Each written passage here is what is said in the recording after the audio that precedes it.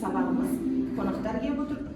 Сондықтан да бәрілеріміз бір кісідей сабаққа қатысайық, бір-бірімізді тыңдайық, бір-бірімізді сыйлайық. Отырыңыздар, рахмет.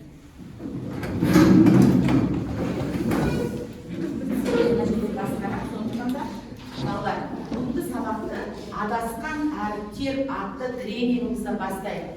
Әр бала өзінің жауабын айта беруге болады. Бірінші сөйлемеді. Келесі. Дұрыс. Кім айтып отыр? Үш топтан қатысып отырса, орынбасар. Арыстан. Үшінші. Жолбарыс. Кім айтты? Жолбарыс. Қанша дауыстарын шығарыңдар? Сегіз аяқ. Дұрыс. Ал қолтырауын. Бірінші топ қатысты, қолтырауын. Жаққа қарай кетіп қалдық. Қолтырауын, шаян, қоян, акула, өте жақсы балалар. Өте жақсы. Бұл сергіту сәтті. Келесі балалар, сабағымызды ары қарай викторина әдісі арқылы үй тапсырмасын сұраймыз. Үй тапсырмасы жаңағы заманауи орналасу факторы болады. Ашайын. Қазір үш топтан балалар дайын отырсын.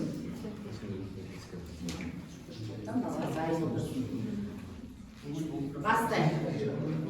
Орналастырудың замани факторларына қайсысы жатады? Жібек. Заманауи орналастырудың факторларына қайсысы жатады? Жібек. Қандай? Қандай? Жылдамдатайық. Отыр. Рахым. Рахым.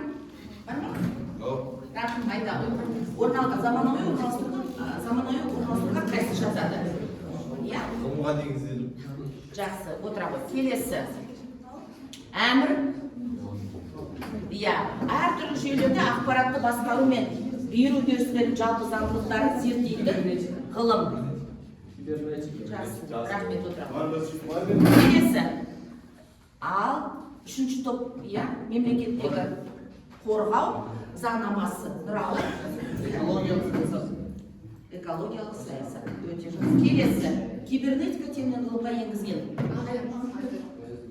Екінші топ айтты, жақсы.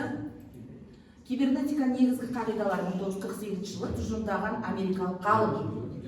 Орынбасар. Өте жақсы. Келесі, өндірістің ғылымның интеграциясында технология өндірістердің күрделілігіне байланысты қалыптасқан ғылым. Өте жақсы. Экономиканы реттеу мен басқару үдерістері жүретін күрделі жүйе ретінде қарастырылатын ғылым. Кибернетика дейді. Кім айтты? Жұма. Келесі. Жауап қалды. Экономикалық үдерістерді үлгілеу, экономикалық математикалық әдістер арқылы басқару тиімділігін арттыратын ғылым. Кибернетика. Өте жақсы. Келесі. Өнеркәсіп кәсіпорындарды орналастырудағы оңтайларын бастауды болдыратын фактор. Фактор қандай? Экологиялық фактор. Өте жақсы. Келесі. Металлургиялық қуатты кәсіпорындардың дамуы елдерге ығысудың басты себебі. Экологиялық фактор, Жақсы, рахмет. Балалар, өте жақсы жауап бердіңіздер. Үй тапсырмасын жақсы оқысыздар. Енді бүгін адамлардан бар, яғни жас ұрпақтың бойында ұлттық құндылықтарды қалыптастыру әділ заң болашақ келбілі дейді. Германиядағы жаңағы әділ заң қауіпсіз болашақтың келбілі дейді. Біздің құндылықты азамат. Келесі. Бүгінгі жаңа сабақ, бүгінгі күнді нетіп қойыңыздар. Бүгінгі күнді дәптермен жұмыс болады. Сабақтың аяғында дәптерлерімді жинап аламын, сол бойынша бағалайық. Ең бірінші, яғни Нюрнберг әдісі арқылы сабақтың тақырыбын қандай болмақ? Қарап тұрсаңдар, осы сабақтың тақырыбы мына жерде жазылып тұр, қарап отырсаңыздар, балалар. Яғни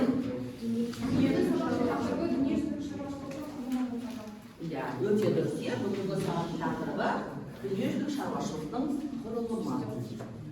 Балалар, бүгінгі сабақ сабақтың тақырыбы құрылым болса, енді шаруашылықты бағалаймыз, дүниежүзілік шаруашылықты және де дүниежүзілік шаруашылық құрылымын елдер бойынша жіктеуді үйренесіздер. Қазір осы тақырыпты жазып қоямыз. Жазып қоямыз.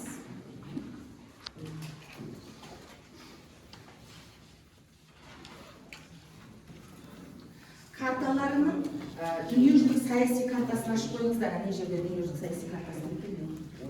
Дүниежүзілік саяси карта. Атас карталарын ашып қойыңыздар.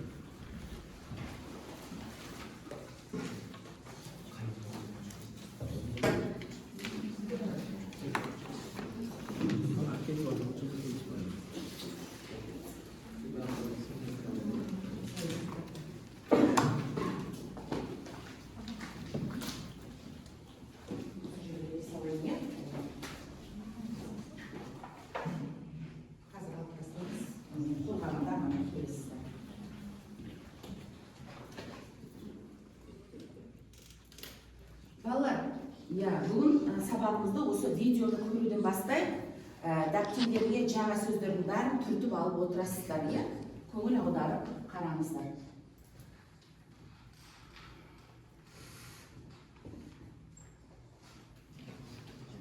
Дүниежүзілік шаруашылық бұл елдер арасындағы еңбек бөлінісі мен экономикалық байланыстар негізінде қалыптасқан күрделі жүйе. Әр елдің шаруашылық құрылымы оның жиынтық ішкі өнімдегі жүйе салалардың үлесі арқылы бағаланады. Экономиканың дамуына қарай елдердің шаруашылық құрылымы бірнеше негізгі секторларға бөлінеді. Бастапқы сектор, екінші сектор және үшінші сектор. Бастапқы секторға ауыл шаруашылығы, аңшылық, балық аулау, пайдалы қазбаларды өндіру жатады. Бұл сектор табиғаттан тікелей алынатын өнімдермен байланысты. Екінші секторда өңдеуші өнеркәсіп, құрылыс, энергетика дамиды. Ал үшінші сектор қызмет көрсету саласы, білім беру, денсаулық сақтау, көлік, сауда, қаржы. Экономикалық даму барысында елдер аграрлы шикізатты, индустриялық және постиндустриялық елдерге бөлінеді. Аграрлы елдерде ауыл шаруашылығы жөнінің басым бөлігін құрайды. Мұнда елдерде халықтың көпшілігі ауылдық жерде тұрып, ауыл шаруашылығымен айналысады. Нашар дамыған елдерде халықтың 70% ауылда, ал дамушы елдерде шамамен 60% ауыл шаруашылығында еңбек етеді. Аграрлы елдерде Чад, Сомали, Сьерра-Леоне жатады. Бұл елдерде ауыл шаруашылығы жөнінің 60%-дан астам береді. Аграрлы шикізатты елдерде ауыл шаруашылығы мен шикізат, отын ресурстарын өндіру және экспорттау негізгі табыс көзі болып табылады. Сахараның оңтүстігіндегі Африка елдерінде экспорттық табыстың 92%-ға дейін шикізат экспорты береді. Бұл топқа Папуа, Жаңа Гвинея, Алжир, Гвинея, Қырғыз Республикасы, Кот-д'Ивуар, Ангола, Мьянма жатады. Индустриялық елдерде өңдеуші өнеркәсіп пен құрылыс саласы жетекші орын алады. Бұл елдерде экономиканың дамуы шетел инвестициясы, жоғары технологиялар және арзан жұмыс күші есебінен жүзеге асады. Индустриялық елдердің басым бөлігі жаңа индустриялық елдер. Жаңа индустриялық елдердің екі даму үлгісі бар. Азиялық үлгі экономиканы сыртқы нарыққа бағыттау, Малайзия, Таиланд. Латын Америкалық үлгі импортты алмастыруға негізделген даму. Постиндустриялық елдерде қызмет көрсету саласы жөнінің 70%-дан астам құрайды. Бұл елдерде ауыл шаруашылығының үлесі небәрі 2-5% ғана. Постиндустриялық экономиканың негізіндегі ақпараттық коммуникациялық технологиялар, инновациялар, жоғары технологиялар, кеңес беру және зияткерлік қызметтер құрайды. Бұл экономиканың өзі жаңа экономика, ақпараттық экономика немесе білім экономикасы деп те атайды. Экономикалық даму барысында елдер аграрлы кезеңнен индустриялық және постиндустриялық кезеңге өтеді. Бұл өзгерістер халықтың өмір сүру деңгейіне, жұмыспен қамту құрылымына және елдің әлемдік экономикадағы орнына тікелей әсер етеді. Дүниежүзі елдерінің шаруашылық құрылымын талдау арқылы біз елдердің даму деңгейін, Представьте, что ваши идеи могут превращаться в картины. Балалар, сонда не ұқтыңыздар бүгінгі дүниежүзілік шаруашылық құрылымы қандай екен, түрлері қандай екен? Дүниежүзілік шаруашылық құрылымы. Не арқылы анықтаймыз? жалпы үш бөлім арқылы анықтай дегенбіз. Жақсы. Қазақстанның құрылымы қандай болып келеді? Қазақстан қандай құрылымға кіреді? Жақсы, онда сабақ кезінде айтасыздар. Жалпы Қазақстан дүниежүзілік шаруашылықтың индустриялы аграрлы елге жатады. Естеріңізде болсын. Жалпы жиынтық үш бөлім арқылы анықталады екен. Шаруашылық құрылым бойынша елдерді біз жіктеуді жаңа көрдік. Аграрлы елдер, аграрлы шикізатты елдер, индустриялы елдер, постиндустриялық елдер болып саналады. Жалпы аграрлы елдер деген ауыл шаруашылығы, аграрлы индустриялы дегеніміз жаңағы ауыл шаруашылығымен, бұл жерде өндіруші және өнеркәсіп өндіруші. Келесі индустриялы елдер, бұлар өңдеуші өнеркәсіп жатады. Постиндустриялық елдерге бұл жалпы ішкі өнім мөлшері өте жоғары, тек қана бұнда қызмет көрсету саласы дамиды. Білімге негізделген шаруашылық. Білімге негізделген шаруашылық болып саналады. Енді жалпы бұл мәліметтердің барлығын алдарына бердім шығарып, ол туралы мен айтып тұрмаймын. Ресурстар алдарыңызда тұр, мұнаның бәрін шығарып сіздерге көрсеттім, өздеріңіз іштен қарап отырасыздар. Енді қазір осы үш топ, үш тапсырмаға жауап бересіздер. Бірінші топ аграрлы шикізатты елдер. Екінші топ индустриялы елдер. Бірінші топ, екінші топ, үшінші топ. Үшінші топ. Бұл бойынша дескриптор беріліп отыр. Дескриптор 3 балл. Мәтін мен дүниежүзілік шаруашылық құрылымына негізгі ақпаратты анықтайсыздар. Елдердің шаруашылық құрылым бойынша дұрыс сипаттайсыздар. Негізгі салаларды ажыратасыздар. Аграрлық, индустриялық ерекшеліктерін салыстырып қорытынды жасайсыздар. Алдарыңызда постер қорғайсыздар балалар. Бірінші топ жаңағы постерді сіздер талдау арқылы орындайсыздар, талдайсыздар. Келесі салыстыру арқылы талдайсыздар, екінші топ салыстырғанда. Үшінші топ инфографика арқылы талдайсыздар. Инфографика арқылы, яғни суреттер арқылы талдайсыздар. Алдарыңызда ресурстар бар, уақыт жеткілікті. Бастаймыз.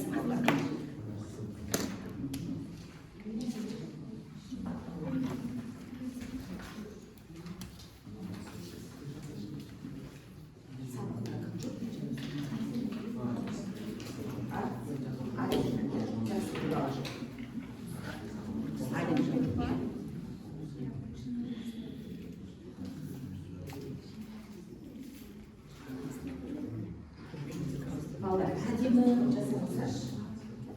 Көрнетін болады. Ресурстар тұр, қолдарыңызда. Барлық мәліметтер бар.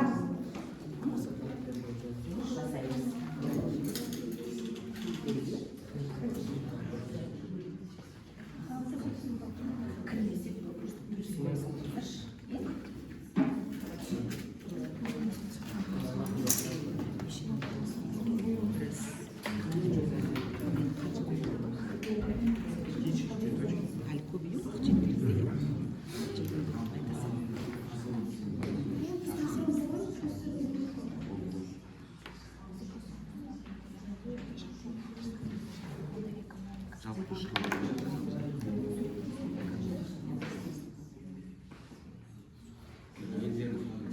Егер де сұрақтарыңыз болса, қоюға болады.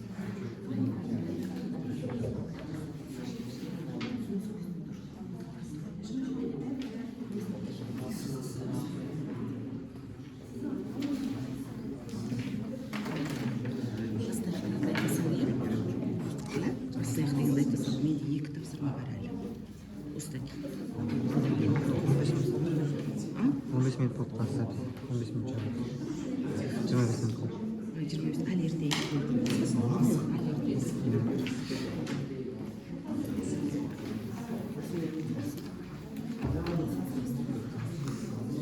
ал ерте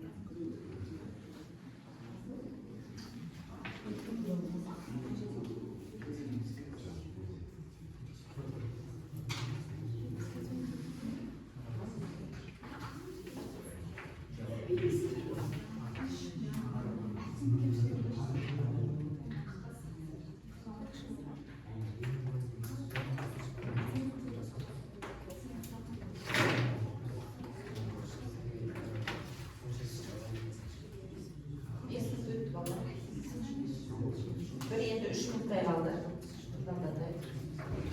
To'g'ri, bir qanday vaqt.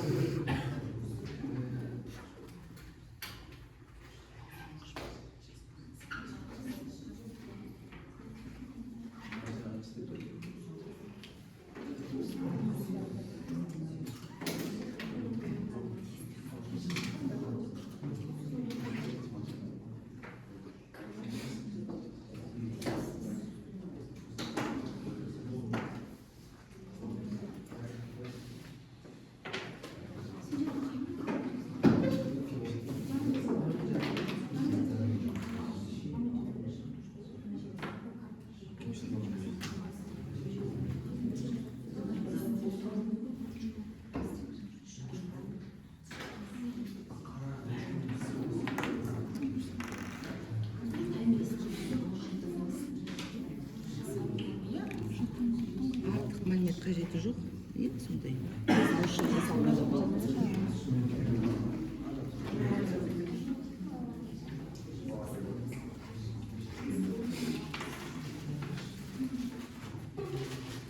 Қазір бірінші топты тыңдаймыз, иә? Одан кейін екінші топты тыңдаймыз, одан кейін үшінші топты тыңдаймыз. Кім бірінші болса, сол топты тыңдай беруге болады.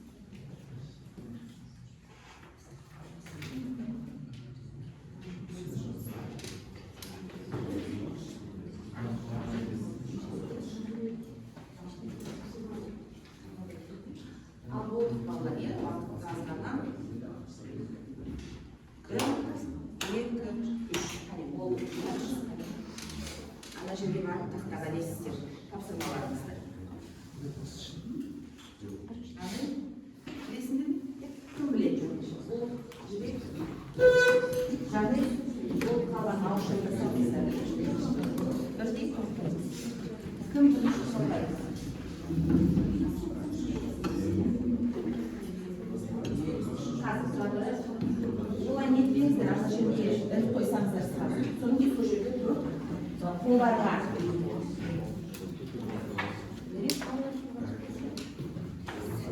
келесі топ. Ота. Бірдей етеміз тартыңыздар. Тез. Жанел, жаңа бұл. Әділет жасыңыздар, есі жүрген.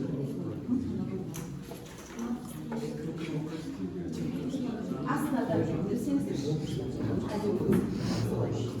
Келесі. Жақсы, рахмет. Бірінші топтан бастайық енді, ең алар. Қалай ойлайсыздар? Ал кім өтсе содан бастайық па? Қазір басты. Бірінші топтан естейміз, е? Міне, алдарыңызда тұр, балалар. Тапсырмалар. Аграрлы шикізат түрлері туралы жазылған. Олардың анықтама беретін болсақ, аграрлы және аграрлы шикізат түрлері экономикалық негізіне ауыл шаруашылығын құрайды. Білім беру мен өнеркәсіптің дамуы баяу шикізатқа Тыңдаймыз. Олардың артықшылықтары экспорттан жылдам табыс түрі, табиғи ресурстар пайдалану арқылы валюталық қор артады. Өнеркәсіп дамымаған елдер үшін бастапқы даму көзі болып табылады. Олардың кемшіліктері әлемдік нарықтағы бағаны өзгертуге тәуелді, жұмыс орнысыз, экономикалық тұрақсыздық болып табылады. Жақсы. Сонда біз бірінші топтың артықшылықтары мен кемшіліктері туралы, аграрлы елдер туралы сипаттама бердік. Енді содан кейін бағалайын деп бірінші қорға басын. Барлығы қорға басын. Содан кейін бірінші топты, үшінші топ бағалау керек балалар. Ал екінші топты жаңағы үшінші топ бағалайды. Үшінші топты бірінші топ бағалайды.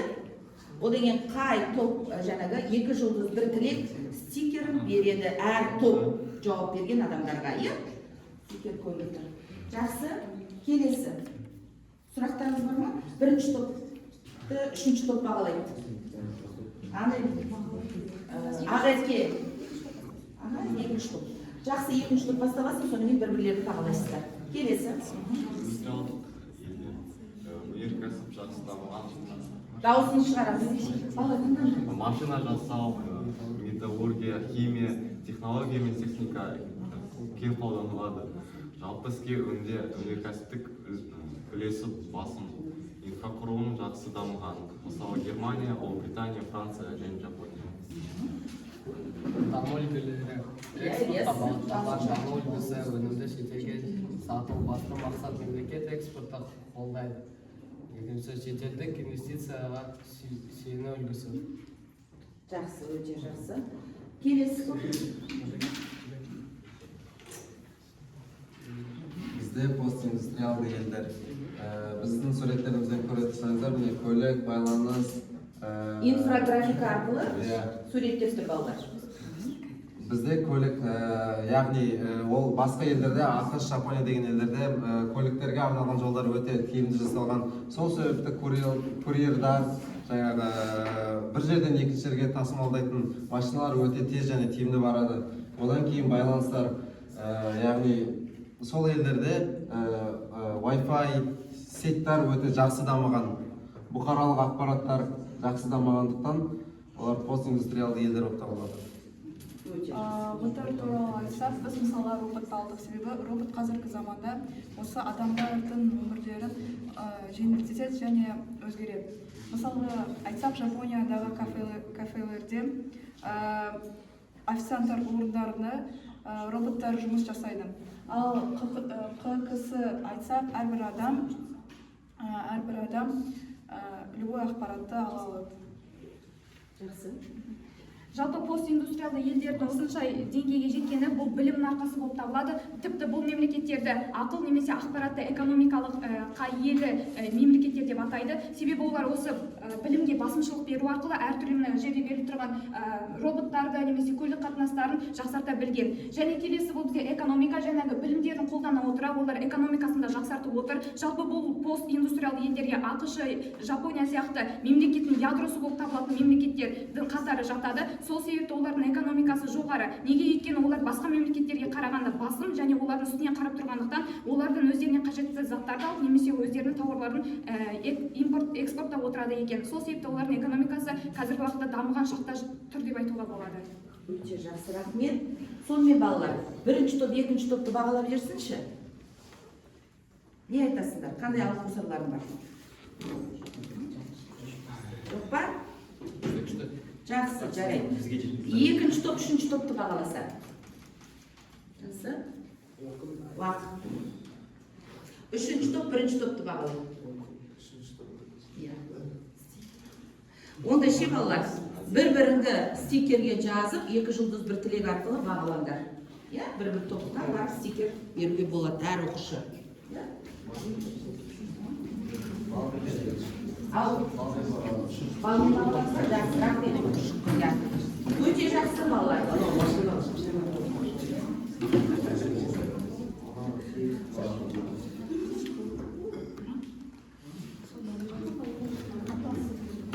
Келесі тапсырма алдарыңызда тұр. Бұл қызық екен дейді. Яғни әр ел туралы қызықты мәліметтер берілген. Алдарыңыздағы тапсырмаларды оқып алуларыңызға болады. Жерде жазылып тұр. Германия, ақш постиндустриалдық мемлекетке жатады. Келесі тапсырма балалар. Картамен жұмыс, бұл уақытты көп алатындықтан алдарыңызда үлкен жаңағы карталар тұр бір-бір топқа. Егер де бұған уақыт жетсе, осыны қоюларыңызға болады. Алдарыңыздағы кескін картаға осы елдерді жіктеп түсіріңіздер. Аграрлы елдерді балалар жасыл түспен, аграрлы индустриялы шикізатты елдерді сары түспен, көк түспен индустриялы елдерді қызыл түспен, постиндустриялық мемлекеттерді жіктеп түсіріңіздер. Бір-біреуін түсірсеңіздер болады. Бұл 3 балл беріледі. 3 балл. Яғни елдерді картада дұрыстау тапқандар үшін. Одан кейін мына жерде де мәліметтер бар, соны да орындауыңызға болады. Қазір шықса жерде көрінді. Балалар ашылды.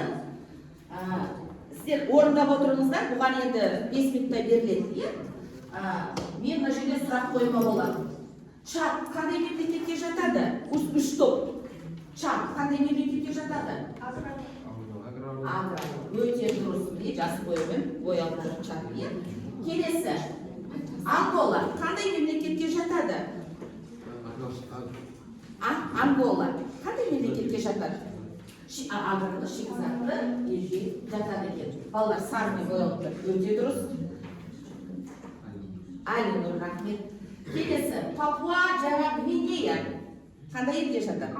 Аграрлы шикізатты елге жатады екен. Ұлыбритания қандай елге жатады? Екінші, үшінші топ түстім. Жанел. Ұлыбритания қандай елге жатады? Жапония қайшы? Постиндустриялық елге жатады екен. Жапония. Постиндустриялық елге жатады екен. Көрдіңіздер ме, балалар қызылмен боялып тұр. Енді сіздерге оңай осы тапсырманы және орындап берсеңіздер кескін картаға. Орындаңдар. Содан кейін осы кескін картаны маған қалдырып кетесіздер дәптерлеріңіздегі. Мен соларды бағалаймын. Орындай ғой, бәрден орындаңдар балалар. Егер де менбесеңдер, қандай менде белгі бар? Кесуге бола ма? Болмайды. Міне, мына менде кесіп көрсету салуыңызға болады. Не болмаса күріс көре салыңыздар.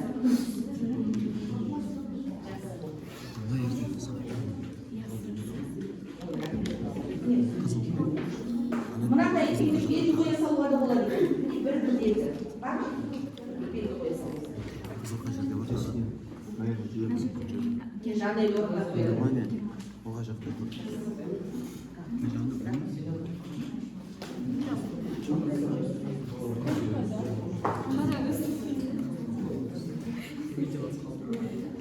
Балалар, жақсы орындап отырасыздар. Келесі. Мына тапсырма жақсы орындап деп ойлаймын. Келесі тапсырма балалар. Осы үй тапсырмасын бекіту сұрақтары. Бекіту сұрақтары. Бәріміз жауап берейікші. Иә балалар? Бірінші топ, үшінші топ. Анелдің тобы. Ал бастайық. Иә, қол көтеріп, жалпылама ауызша айта берулеріңізге болады түрегеліп, иә? Иә, үй тапсырмасын бекіту сұрағы. Болмайды. Анел. Алға білесіз дейді, өте жақсы. Ақырын, келесі тапсырма. Нұрал. Ауыл шаруашылығы үлесі жоғары. Ауыл шаруашылығы үлесі жоғары. Жақсы. Келесі.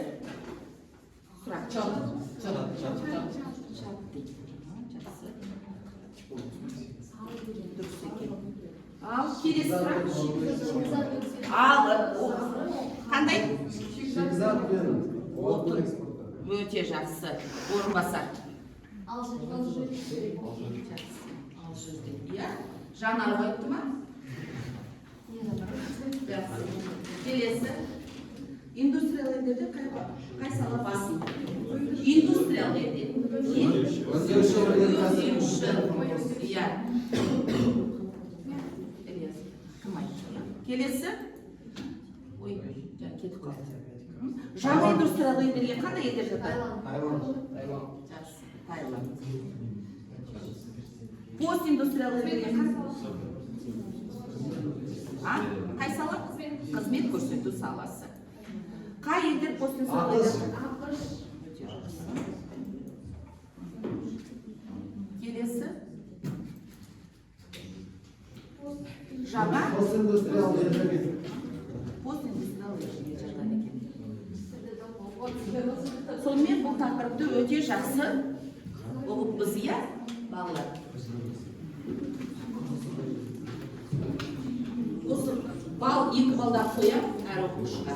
Енді балалар алдарында, ана картаны бітіп алыңыздар.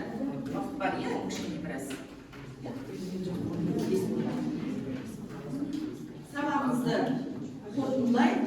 Сонымен бүгін сіздер мемлекеттердің құрылымын оқыдыңыздар. Мемлекеттің құрылымын, сол мемлекеттің құрылымы жалпы ішкі өнім бойынша анықталатынын біліңдер. Яғни жалпы ішкі өнім келесі сабақтарда жалпы ұлттық өнім, жан басына шаққандағы өнімдерді арқылы оқиды екенсіз.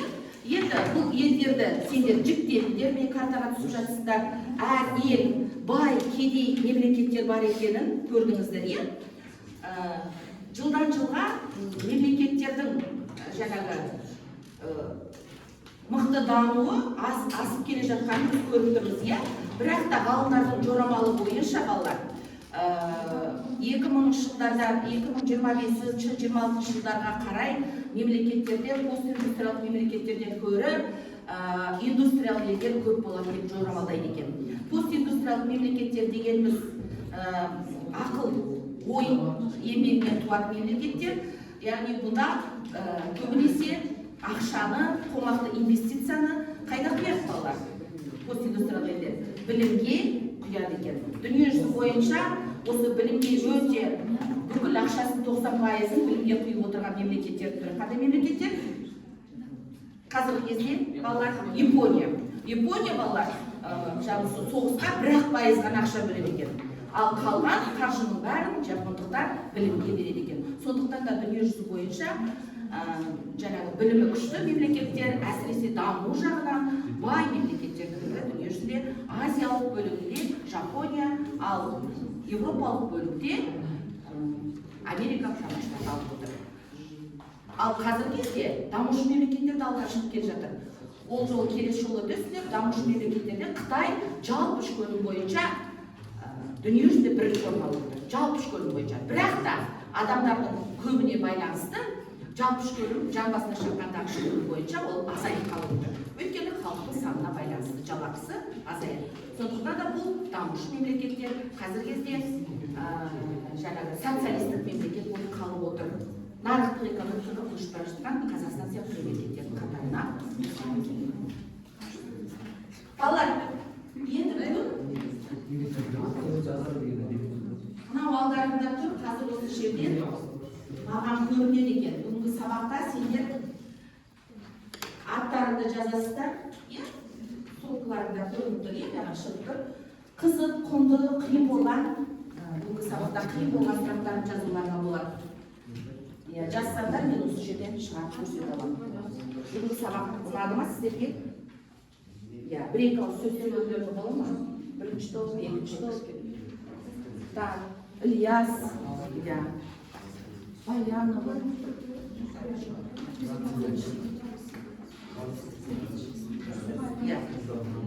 Бота. Сендерде бар екен. Енді жалпы сендерге жүріп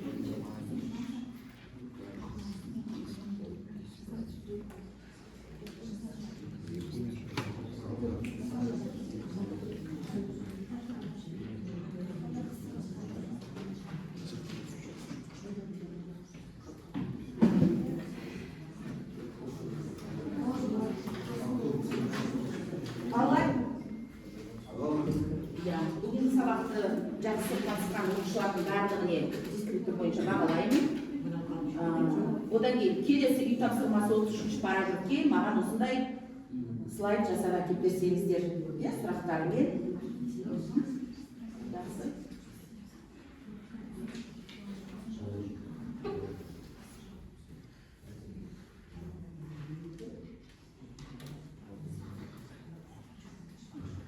Ал айтып жерсеңіздер сабақ туралы.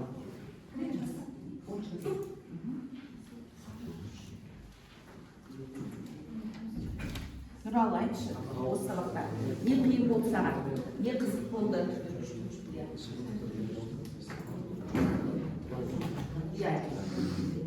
Қызды болған. Мына жерден шықпай тұр. Топ-топымыз оңай болды. Не қиын болды саған? Құнды болған жері айтшы. Құнды болған жері сол көзіне қажетіміз ойнадық, ал қиын болған емес болды сіздің сабағыңыз. Өте жақсы, рахмет. Жандай.